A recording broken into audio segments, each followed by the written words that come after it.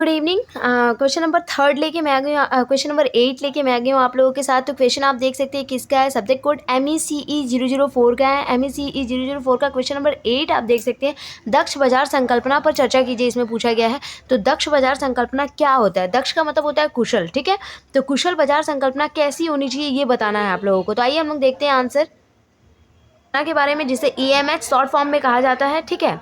तो इसे क्या कहते हैं? तो इस सिद्धांत के अनुसार बाजार में कोई भी नई जानकारी, ठीक है, शेयर और सिक्योरिटीज़ की कीमतों पर तुरंत असर दिखाती है। सही बात है। इस सिद्धांत के अनुसार बाजार में जैसे ही कोई भी नई जानकारी आती है वो शेयर को बहुत जल्दी प्रभावित करती है, सिक्योरिटी को भी उनकी कीमतों पर तुरंत असर डालती है। या तो कीमत बहुत बढ़ जाएंगे या कीमत बहुत कम हो जाएगा, ऐसा जो जानकारी होता है।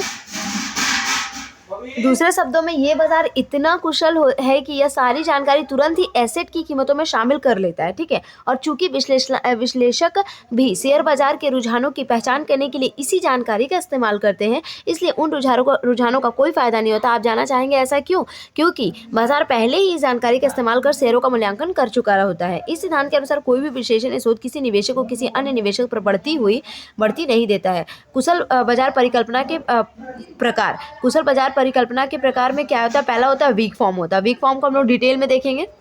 रूप मानता है कि स्टॉक की कीमतें सभी उपलब्ध सार्वजनिक सूचनाओं को दर्शाती है। यह इस धारणा को भी नहीं मानता है कि स्टॉक की कीमतें और ट्रेंडिंग वॉल्यूम के बारे में पिछली जानकारी भविष्य की कीमतों पर कोई प्रभाव डालती है। इसलिए यह टेक्निकल एनालिसिस की वैधता को नहीं मानता और इसके अनुसार टेक्निकल ट्रेंडिंग रणनीतियां अच्छे रिटर्न नहीं दे सकती, क्योंकि पिछले मूल्य भविष्य के रुझानों की भविष्यवाणी नहीं कर सकता है। फिर semi strong form.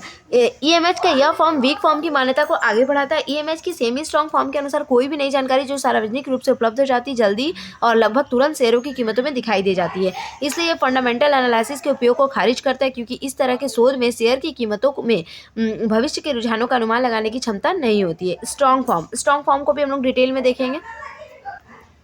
Strong form में हम लोग देखेंगे EMH का स्ट्रॉन्ग फॉर्म मानता है कि बाजार में शेयर की मौजूद कीमतें सार्वजनिक और निजी दोनों तरह की सूचनाओं को शामिल कर लेती है और इसमें सभी मौजूद सार्वजनिक जानकारी, नहीं उपलब्ध सार्वजनिक जानकारी और निजी अंदरूनी जानकारी शामिल होती है। दूसरे शब्दों में कहे तो कोई भी निवेशक, यहाँ तक कि जिन लोगों को नए विकास का ज्ञान नहीं, वे अन्य निवेशकों पर बढ़त हासिल नहीं कर सकता है। अब निष्कर्ष देखें। EMH के बारे में जानने के बाद आप टेक्निकल और फंडामेंटल एनालिसिस की वैधता पर सवाल उठाना शुरू कर दें।